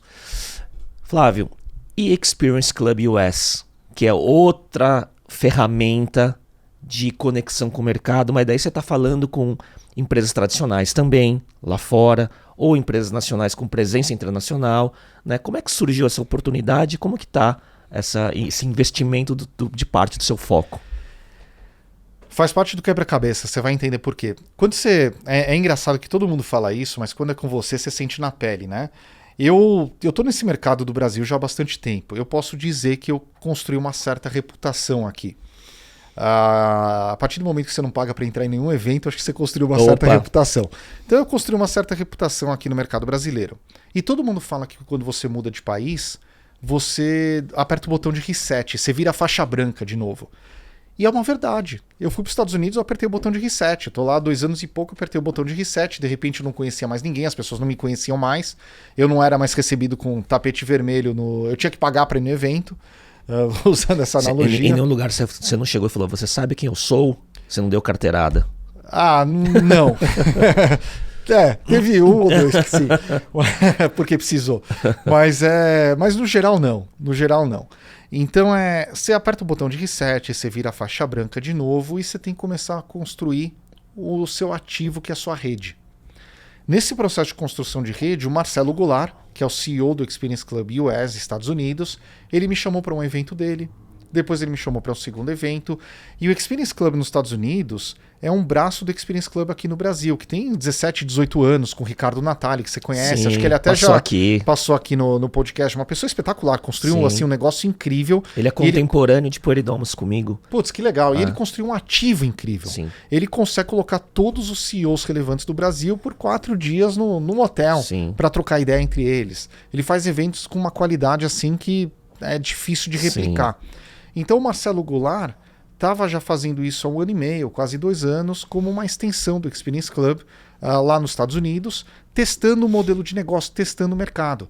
E o Marcelo Goulart estava fazendo isso, porque o Marcelo Goulart foi a agência do Ricardo Natali quando ele começou o Experience Club aqui em São Paulo, junto com o Pierre Schurman, que lá no começo. Então assim, eles já se conheciam já há muito tempo. E daí eu fui no evento, fui no segundo evento, fui no terceiro evento, comecei a conversar com o Marcelo e a gente deu liga muito rápido, porque assim, o Marcelo, ele gosta de criar rede, ele vê o valor em criação de rede. Eu, quer queira, quer não, é o que eu estou fazendo há 15 anos. Sim. Então assim, eu vejo muito valor nessa questão de criação de rede. E a gente começou a trabalhar junto para entender qual que é a lacuna de mercado do sul da Flórida, Miami em particular, que a gente quer preencher. E a gente está nesse processo. Esse ano foi um ano incrível. Esse ano nós fizemos 13 eventos incríveis. Todos os eventos a gente tenta ligar lifestyle, porque em Miami tem um lifestyle incrível. Questão de inovação e negócios.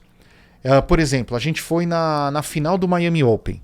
Só que antes de ir na final do Miami Open, que é o torneio de tênis, a gente foi falar com os organizadores do Miami Open para entender o business do Miami Open. A gente foi na Fórmula 1. Antes de ir na Fórmula 1 assistir a Fórmula 1, a gente foi ver as obras da Fórmula 1 e foi entender o impacto da Fórmula 1 nas comunidades lá no entorno.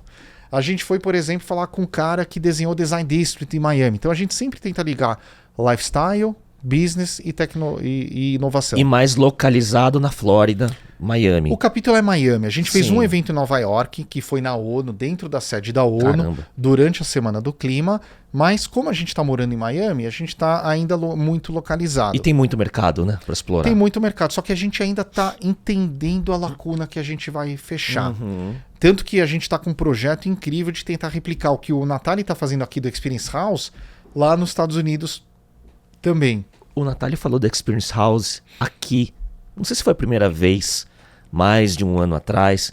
Estou montando um espaço que vai ser esse lugar de experiência, de evento, de espaços que os associados podem usar. E eu falei, cara, ele já estava e estava ainda com a mão na massa. Nossa senhora. E olha como as coisas se ligam. Acho que todo mundo aqui assistiu aquele discurso do Steve Jobs de ligar os pontos. Se você não assistiu, assista. É uma obrigação, né? 7 minutos? Por aí. Por aí. São 10 minutos, que são 10 minutos transformadores na vida. Mas para você ver como as coisas se ligam.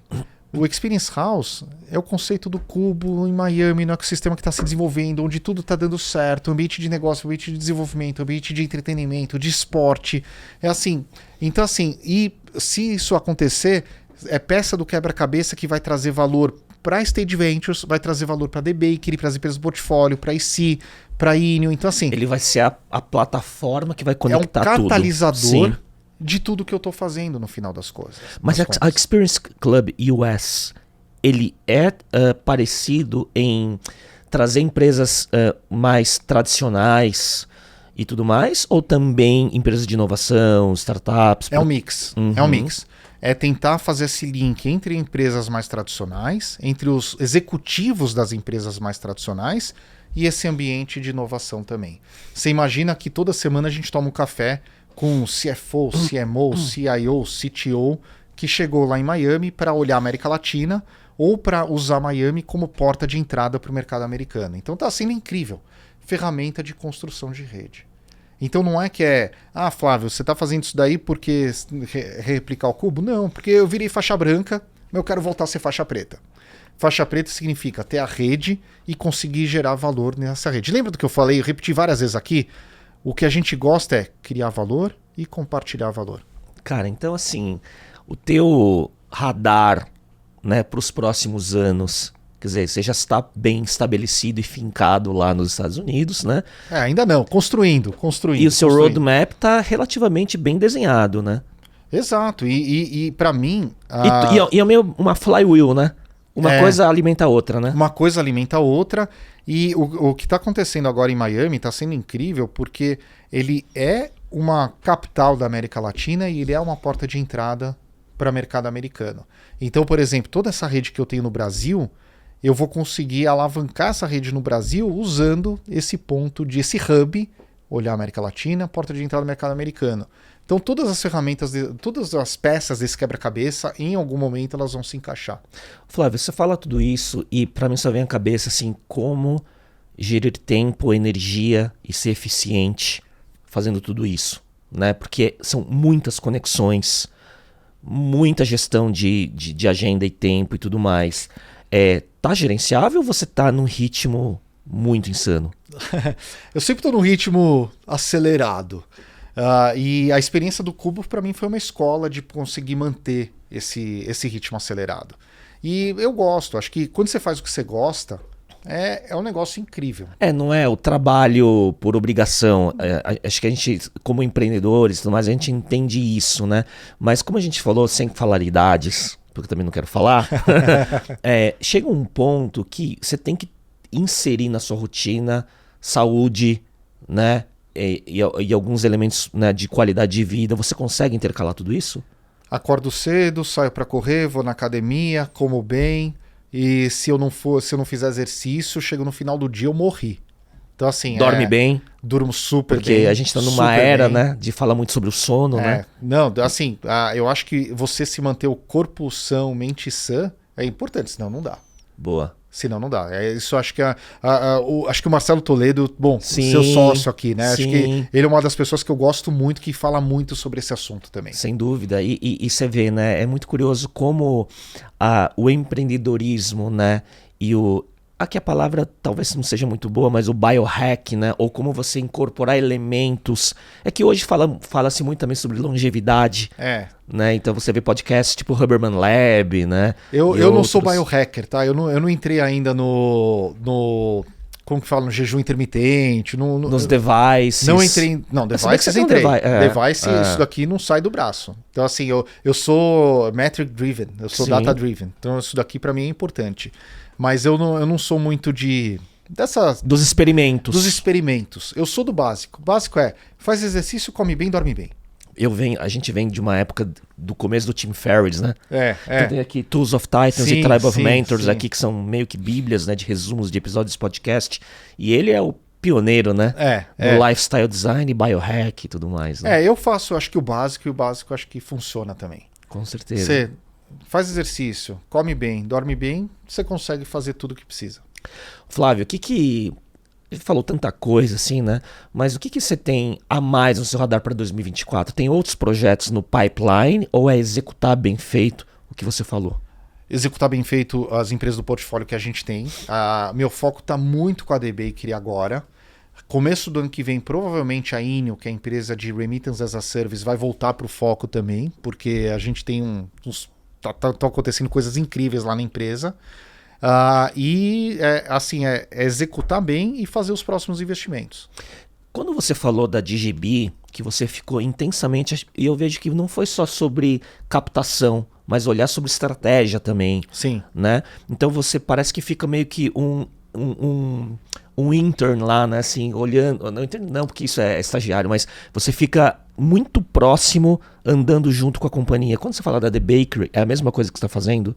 Ajudando a formatar produto, modelo de negócio? A The Bakery, eu praticamente estou entrando no dia a dia da The Bakery, ajudando a formatar produto, modelo de negócio, preço, processo, sistema.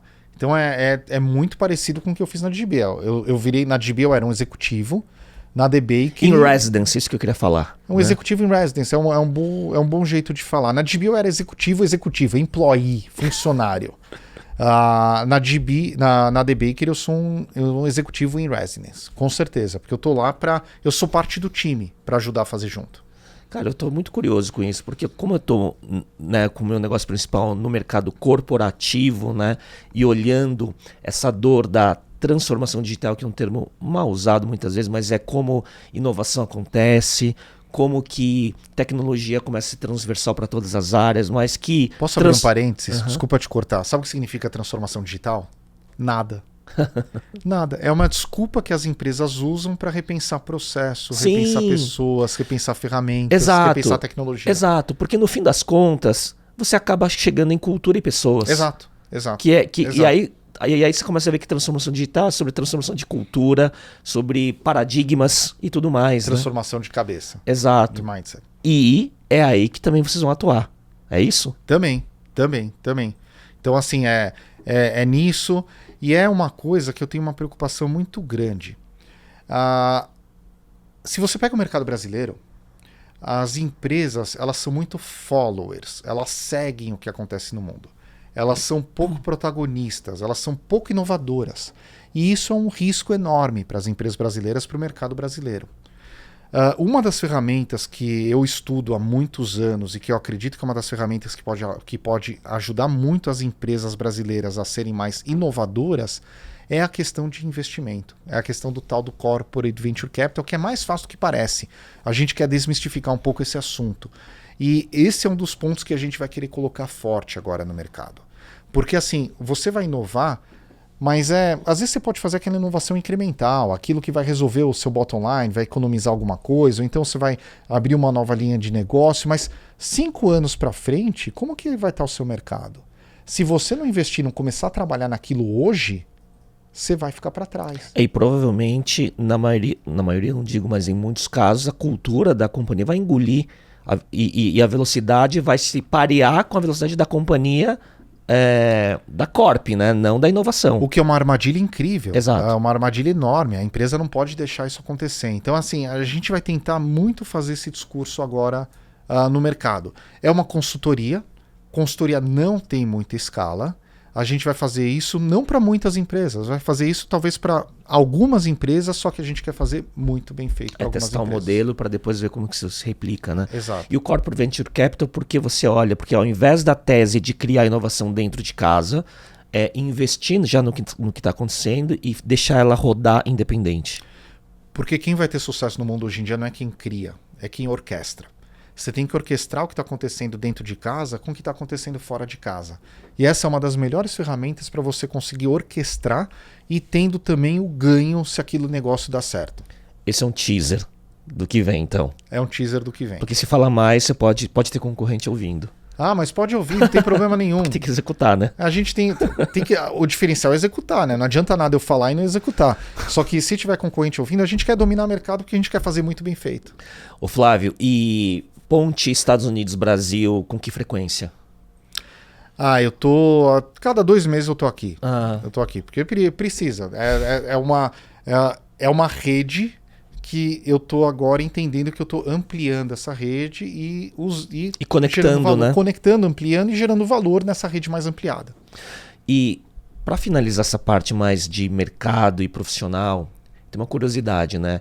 Como você é o mestre do Before X was cool, o que seu radar de tendência está olhando para tecnologia, inovação e tudo mais para o curto prazo? Porque a gente viveu um ano de AI, né, completando da consumerização do AI de certa forma, né, principalmente agora completamos um ano de ChatGPT. Como que você vê adiante? Eu confesso que eu estou imerso nessa questão de AI e ChatGPT há um ano, há mais de um ano até um pouco. Você se surpreendeu quando usou pela primeira vez? Não, eu me surpreendo até hoje. Eu me surpreendo todos os dias, porque eu uso todos os dias. Eu só acho que, assim, para ser bem honesto, se o OpenAI com aquele rolo que deu, eles desligassem o ChatGPT, eu ia ter que repensar meu dia a dia. Incorporou? Eu incorporei no meu dia a dia. Eu sempre me achei uma pessoa muito produtiva. Acho que eu te contei meus processos de produtividade. Eu tô produtivo on esteroides agora com o ChatGPT. Assim, eu acho assustador o resultado. E eu confesso que, como eu sou nerd programador, eu estou estudando isso toda noite. E porque eu quero entender, eu ainda não sei qual que é o next thing, a próxima coisa, porque eu tô numa neura de entender o impacto real que isso daqui vai ter na nossa vida. E eu usei a palavra neura de propósito, porque eu tô tendendo em alguns momentos para ir para um lado, para ir para o outro, tendendo em alguns momentos para pensar de forma positiva, de forma negativa, tendendo em alguns momentos para realmente entender onde tem oportunidade de negócio, onde tem oportunidade de criação, onde tem oportunidade de destruição. Tem muitas camadas, né? São muitas pensar, camadas. Né? Então, assim, hoje minha área de estudo é absolutamente essa. Não sei se... e eu tô nisso, assim, absolutamente desde o começo. Teve um post que eu fiz no LinkedIn, que eu lembro que foi em janeiro desse ano, que eu usei o Midjourney. Que assim, um post que bombou mostrando assim, ó, uma foto real, uma foto que eu fiz com prompt de texto, assim, todo mundo ficou de queixo caído. Ah, eu acho que eu vi isso. Do sol nascendo. Você publicou também no Instagram também, eu acho. Acho que eu publiquei no Instagram. E teve me chamou a atenção, lembra esse post? Não, esse chamou a atenção de muita gente. Sim. E teve um teste que eu fiz no final de semana passado, que assim, eu tenho um filho de 11 anos. E eu falei, pô, eu tenho aquele Custom GPT, né, que o ChatGPT lançou, daí eu fiz 2 Custom GPT, um L5, L12. L é Explain Like I'm 5, me explique como se eu tivesse 5 anos e me explique como se eu tivesse 12 anos. E daí eu falei, ficou muito legal. Você podia fazer qualquer pergunta sobre o mundo em qualquer idioma, ele te dava uma explicação no L5 para como se você fosse uma criança de 5 anos e no L12 como se você fosse uma criança de um adolescente para adolescente de 12 anos e ainda te gerava uma imagem daquela explicação. Daí eu falei, pô, essa imagem tá muito legal. Será que o ChatGPT me ajuda a postar automaticamente essa imagem no Insta? E assim, eu não programo com o Open Graph do Insta desde a época do BAMK, há 10 anos. Daí eu fui lá no ChatGPT, em 4 horas eu criei 4 contas de Instagram, uma em português e inglês para o L5, uma em português e inglês para o L12, e eu programei um script que está rodando no Google Apps Script com uma lista de mais do que 1000 perguntas geradas pelo ChatGPT que todo dia está postando 3 perguntas-respostas com imagem no Instagram em 4 contas. L5 Brasil, L5 inglês, L12 Brasil, L12 inglês. 3 conteúdos inéditos por dia por conta. Por conta. 3, ou seja, 12 conteúdos inéditos por dia. Depois que você scriptou tudo e conectou tudo, quer dizer, o ChatGPT te deu código e aí você colocou, né, hosteou integrou. Foram 4 horas que eu fiquei no final de semana passado, de sábado para domingo. E a maquininha vai funcionando. E a maquininha tá funcionando e é incrível. Tá gerando engajamento. Menos de uma semana tem, acho que quase 100 seguidores cada uma das... Eu não tô fazendo nada. Cada uma das contas tem quase 100 seguidores, gerando engajamento de início, né? Porque é trabalho de formiguinha. Mas assim, o resultado, eu leio e falo, porra, que legal. Caramba, Flávio. E é incrível. Assim, ó, todo mundo segue. L5.gpt, L5.gpt.br, L12.gpt, L12.gpt.br. O time da produção já tá anotando aí. Não, anota aí, porque assim, o resultado é incrível. Eu leio todas as explicações, em português e inglês. Imagina isso para produção de conteúdo. Não, cara, você... E eu fiz em 4 horas. Quer dizer, e de uma ideia que você teve... Eu tava à noite lá, eu podia decidir, eu vou ver uma série ou vou programar? Eu gosto de programar, vou programar. Caramba. Foram 4 horas. E assim, resultado absolutamente incrível. E no dia a dia já incorporou em muita coisa também, né? Já. Não, e você começa a ter ideias, né? Eu como programador, bom, eu falei de ideia. Ideia não vale porra nenhuma, não vale nada, o que vale a capacidade de execução, cara, isso eu sempre falo. Eu tô sentindo que é como se estivesse começando um episódio de AI só, sabe? Assim, dá pra uma começar... masterclass de AI, assim. Se você quiser, a gente marca, mas daí a gente vai precisar de 3 horas só pra falar sobre esse assunto. Mas como programador, eu acho que você só entende o negócio quando você coloca a mão na massa. Então, no sábado passado, eu quis falar, puta, deixa eu aprender a API. Eu nunca tinha programado com a API do OpenAI. Deixa eu aprender como funciona a API do OpenAI. Deixa eu tentar postar no Instagram. Eu vou pegar o final de semana, algum que eu tiver tempo, eu vou postar no Twitter também. Então daí fica o negócio lá automatizado. Que animal, cara. E produção, quer dizer, total, sempre... Porque as pessoas estão pensando... Talvez numa camada ainda da produção do conteúdo. Você automatizou... Piloto automático. Eu não faço nada. 3 conteúdos originais por conta por dia. E incríveis. Qualidade espetacular. É só seguir para ver. É só seguir. Depois espero que a retenção que chegou até aqui vá gerar os seguidores. Com certeza todo mundo vai ficar curioso. E eu não vou prosseguir fazendo mais perguntas sobre isso, porque senão esse episódio não vai ter fim. Mas, e aí eu só viro a chave rapidinho para falar sobre a inteligência artificial. Qual é a sua visão de bastidores do que aconteceu na OpenAI com a saída e volta do Sam Altman? O que você acha quais são as forças que estavam em jogo lá? Para mim, assim, para quem não sabe, a OpenAI ela é uma associação sem fins lucrativos que tem um braço for profit, que tem um braço lucrativo, porque a OpenAI ela quer gerar uma inteligência artificial genérica para o bem, bem da humanidade, o chamado AGI, Artificial General Intelligence. E para você fazer isso, é muito dinheiro de pesquisa e desenvolvimento. Então, as doações não eram suficientes para você pagar pelo poder computacional necessário para você fazer a pesquisa e o desenvolvimento dessa AGI, dessa inteligência artificial genérica para o bem da humanidade. Então, foi necessário abrir esse lado for profit, buscando lucro.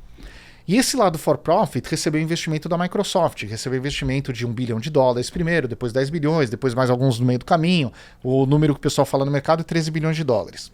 Só que existe uma cláusula no contrato de investimento da Microsoft que o dia que a OpenAI non-profit, sem fins lucrativos, anunciar que chegou no AGI, na inteligência artificial geral, a Microsoft iria perder o direito pela propriedade intelectual daquela inteligência artificial. Ou seja, a Microsoft não conseguiria mais explorar comercialmente aquela propriedade intelectual. E tem um outro problema. A definição de AGI da OpenAI ela é muito aberta. Ela fala que a OpenAI vai atingir o AGI, o Artificial General Intelligence, ou seja, inteligência artificial geral, no dia que a inteligência artificial for melhor do que o ser humano em tarefas que gerem valor econômico. Eu vou ser honesto, para mim já é. A inteligência artificial que eles têm, o ChatGPT versão 4, já é melhor do que o ser humano em tarefas que geram valor econômico.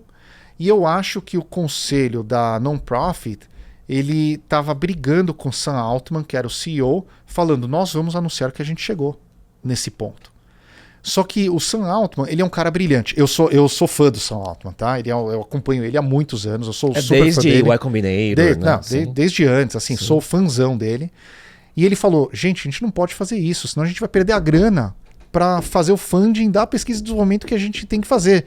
A gente tem que dar mais tempo para a Microsoft ganhar dinheiro, para a gente ganhar dinheiro, para a gente continuar o nosso trabalho altruísta de gerar uma inteligência artificial para o bem da humanidade. A gente não pode anunciar isso. Não pode parar agora. Porque senão fecha a torneira das nossas fontes de financiamento. A gente não pode anunciar. Então, para mim, foi essa briga que teve. Todo mundo lá é altruísta, tá? Eu realmente acredito que eles são altruístas, eles estão fazendo isso pelo bem da humanidade. O pessoal pode falar que eu sou...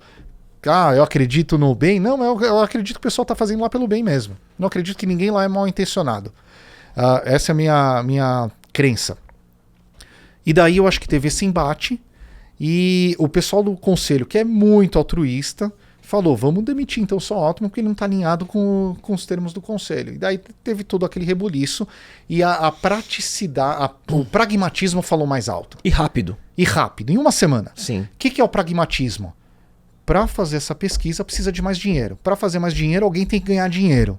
Então, assim, só existe non-profit se existe lucro de alguém. Vou falar um negócio que é polêmico, foda-se, porque eu sempre falei isso na vida e eu defendo isso, tá? Só existe ONG, só existe iniciativa sem fins lucrativos se alguém está tendo muito lucro para direcionar parte daquele lucro dividir. que é o que eu falei antes, é gerar valor e compartilhar valor. Então o pragmatismo falou, vamos manter o status quo por mais um tempo, que a gente precisa gerar muito dinheiro de um lado para continuar a fazer o funding dessa pesquisa por mais tempo. O que você acredita como AGI para você? O que eu acredito como AGI para mim? Chega naquele nível de singularidade, por exemplo? Eu acredito antes do que 2030, sim. Para quem está escutando, o que é singularidade? É um ser que tem consciência de si mesmo. Um ser artificial que tem consciência de si mesmo e que pode, através dessa consciência, se autodesenvolver. Isso. E eu acho que a gente vai chegar nisso antes do que 2030. Acho. Eu acho que a gente vai ter que estar preparado para conviver no planeta Terra com um ser artificial que é mais inteligente do que a gente. E eu acho que o trabalho da OpenAI e de outras instituições é importante para desenhar o framework, para desenhar a metodologia, onde nós, seres humanos, vamos conviver com seres artificiais que são melhores do que a gente em tudo. E com paz. E com paz. Você compra as ideias cataclísmicas de extinção da humanidade, por exemplo? Você jura que você quer que eu grave sobre isso? Eu discuto sobre isso. Eu acho que são cenários plausíveis. Sim. Sim, Possíveis de acontecer. Possíveis né? de acontecer. Boa. E eu acho que a gente tem que trabalhar hoje para evitá-los. Boa. Acho que vejo muito. Vi podcast de Sam Altman com Lex Friedman discutindo sobre isso, né? E tudo mais. Também é outro capítulo que dá um episódio inteiro. Esse a gente tem que fazer, só que daí no copo, em vez de água, vamos colocar cerveja, vamos colocar vinho, Boa. gin tônica. Boa. Porque daí esse assunto vai longe. Mas assim, são cenários. E a nossa obrigação é discutir esses cenários. Mas isso dá um tesão total. Sim. A gente poder ter o privilégio de discutir esses cenários na nossa geração. Exato. Porque nós vamos ser protagonistas desse mundo novo. Muito bom, Flávio. Virando a chave, reta semifinal, falando sobre aprendizados e desenvolvimento pessoal, quais são as suas ferramentas hoje que você usa para autoconhecimento, autodesenvolvimento? Ferramenta para autoconhecimento. Faço terapia. Acho que isso é importante. Também faço. É uma boa ferramenta de autoconhecimento. Eu sou uma pessoa difícil, então a minha terapeuta tem bastante trabalho comigo. Idem. E eu gosto de... eu gosto de... Assim, confesso que eu não faço muito mindfulness, não faço muita meditação. Minha meditação é programar, adoro programar, porque daí eu me desligo do mundo, você fico fica no imerso flow, naquilo, né? fico no flow e gosto. Mas eu gosto muito de fazer coisas mundanas. O que é coisas mundanas? Pô, vai na praia. É desconectar, né? Desconectar, Natureza. Vai num restaurante legal, passeia, anda. Eu gosto muito de andar, gosto muito de correr, assim... tô com a Renata, que é incrível, a gente anda muito, assim, é um negócio assim, absolutamente impressionante, gostoso. Então eu Muito gosto de bom. fazer coisas que dão prazer. Você já falou, mas como que é hoje o seu stack de ferramentas de produtividade? ChatGPT? Eu tenho prompt para tudo, tá? Tem uns mais do que 50% dos meus e-mails, eu tenho um prompt que é o meu e-mail responder, que eu dou um copy-paste e a resposta sai pronta. Caramba, Flávio. É meu e-mail responder, meu prompt. E funciona assim, eu vou dar dica para todo mundo. Se quiser, depois eu até compartilho, mas ele é muito simples. Eu copio a thread inteira de e-mail e daí no final eu falo contexto da minha resposta. Em bullet points. Já gera a resposta na minha linguagem. Então, assim... No seu tom de voz. No meu tom de voz. Então cara, eu uso para muita coisa. PQP, Flávio. Eu uso para muita coisa. Eu uso todo dia, muitas vezes por dia, o ChatGPT. E assim, uma ferramenta que eu sou apaixonado é o Notion. Como para tudo, para database, para CRM, para note-taking, para knowledge management, disseminar informação. Slack, que daí a gente acaba usando na empresa. O WhatsApp é uma desgraça, porque é difícil de Tem que organizar, usar, né? Tem que usar. Mas o meu stack hoje, assim, de stack mesmo, além do Google, Sim, Google Agenda, sim, Gmail, sim. Google Workspace, eu diria que é o ChatGPT e o Notion. Putz, animal, cara. Muito bom. E por fim, você falou de esporte e tudo mais. O que você está fazendo para recarregar a bateria? Esporte. Quais? Eu gosto de correr, um pouco de musculação que faço menos do que eu deveria. E eu gosto de correr e depois pular na piscina, mas eu não nado, eu só pulo na piscina para esfriar. Muito bom. Adoro ficar suado e depois pular na piscina. Muito bom. Reta final. Eu tinha compartilhado com você, vamos ver o que vem do bate-bola. Ixi. 5 bullets, sem chat GPT para responder. Vamos lá. Então, vamos lá. Se você escolher um hábito, qual seria o hábito que te ajuda no dia a dia? Acordar cedo. Quão cedo? Acordar cedo, 6 da manhã, acordar cedo, começar o dia. Não dá. Se eu acordo depois desse horário, o meu dia já Encavala. Fica desorganizado. Boa. Dormir num horário razoável e acordar cedo. Boa. Um livro ou alguns que você recomenda? Eu vou recomendar um livro velho que eu acho que me ajudou muito. Eu falei pra você lá no começo que talvez há 10 anos atrás eu não conseguiria ter essa conversa com você olho no olho. Porque eu sou um programador, eu sou muito introspectivo, eu sou muito, assim, nerd mesmo. E o livro que eu li, que mudou minha vida, é aquele How to Influence People, do Cialdini. Sim. Que é um clássico. Como influenciar pessoas. Sim. Então, assim, é um clássico e me ajudou demais a mudar, inclusive, esse perfil que eu tinha. Nossa, e os basics, né, dos gatilhos humanos. Dos gatilhos e tudo mais, humanos. né? Então, assim, é um clássico. Eu saí dos livros de startup, porque seria muito fácil responder pegar o The Hard Things About Hard Things, que tá lá na estante. Seria muito fácil, mas não, deixar isso daí, porque isso daí realmente é um livro que me influenciou. Fez diferença, Fez né? diferença. Porque os outros já eram meio nativos da sua característica. É, né? mas esse não. Esse foi um livro que eu li e falei, pô, legal. Um podcast, filme ou série, isto é, algum conteúdo que você tenha consumido que te chamou a atenção e que você gostaria de compartilhar. Putz, eu gostei muito da série da história do Spotify, que é lá no Netflix, não sei se o pessoal assistiu, mas que ele vai e volta no tempo e ele mostra a perspectiva da história sob a ótica de cada um dos personagens da história. Então, assim, eu acho que ele fez uma narrativa que eu nunca tinha visto numa série. Olha, e eu acho incrível, porque toda história tem muitos lados. E ele mostra a história, do Spotify sob a ótica de cada um dos personagens. E cada personagem acha que contribui de uma maneira que é diferente do que os outros personagens acham e tem as suas opiniões. É muito legal. E é tipo um documentário? Não, é ficção. Olha só. Ficção, é muito legal. É muito legal. É o da Netflix, é muito legal. Recentemente o Daniel Ek, ele deu uma entrevista no The Diary of a CEO, aquele podcast que eu te falei agora há pouco, mas muito bom. E na semana que eles demitiram, né? Eles anunciaram hoje, né? Hoje ou ontem, demitiram 1.500 pessoas, parece. 17% do 17% workforce deles. do workforce, Bastante. Bastante gente. Mas assim, ajuste, né? Porque o produto incrível, né? Enfim, não dá pra viver sem mais. Não né? dá pra viver sem. absolutamente. Um app não óbvio que você usa com frequência. Putz, eu não achei. Sabe que eu não achei o app? Eu uso com frequência Strava. Não é tão óbvio assim.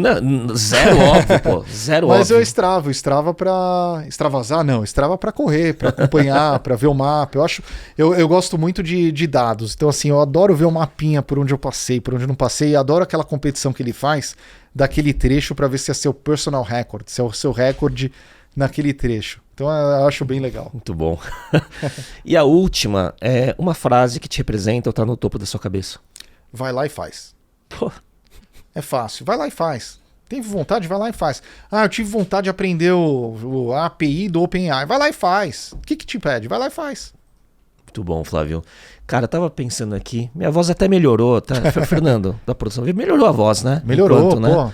Putz, cara, que papo, viu? 1h40 mais ou menos. Que update bacana depois de tanto tempo, viu?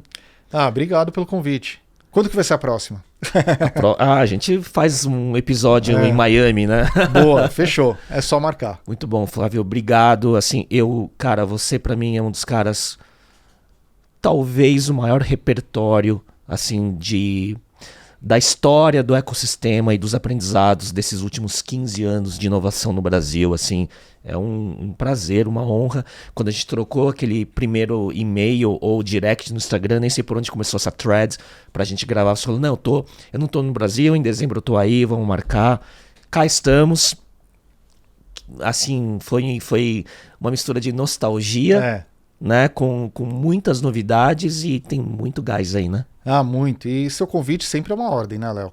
Quando quiser. Muito obrigado, Flávio. Queria agradecer a audiência que acompanha até aqui.